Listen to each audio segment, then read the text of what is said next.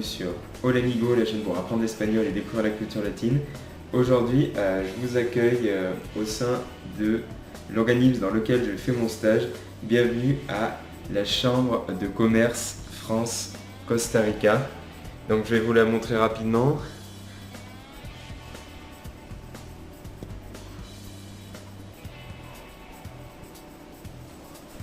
Voilà, j'espère que vous avez vu un petit tour, vous verrez des images. Alors, une vidéo un peu spéciale parce que on reçoit souvent des CV, des candidatures de gens qui veulent postuler pour trouver du boulot au Costa Rica.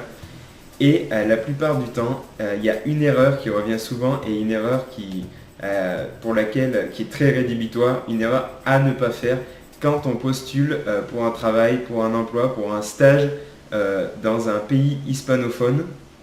C'est une erreur qui est toute simple et dont je me suis rendu compte dans un mail ce matin pour une fille, une française, donc, qui avait envoyé sa lettre de motivation en espagnol.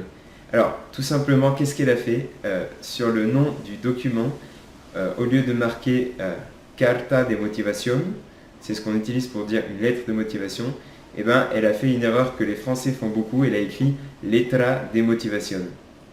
Alors la différence, bien sûr, on a du mal à différencier entre le français et l'espagnol, la différence entre une lettre, donc une lettre de cette façon, on va dire tout simplement una carta et pas una letra.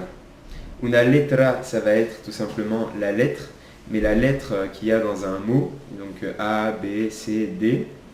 Et la dernière chose qu'on peut confondre, ça peut être pour dire une carte, mais cette fois-ci en géographie, ça va être el mapa. Voilà, el mapa pour dire une carte géographique, une carte routière, voilà. Donc surtout, une erreur à ne pas faire quand vous postulez pour un job en Espagne ou en Amérique latine, ça va être d'utiliser le terme letra de motivación, il faut dire una carta de motivación. Alors, je vous laisse et on se retrouve pour une prochaine vidéo, je vous souhaite une pura vida.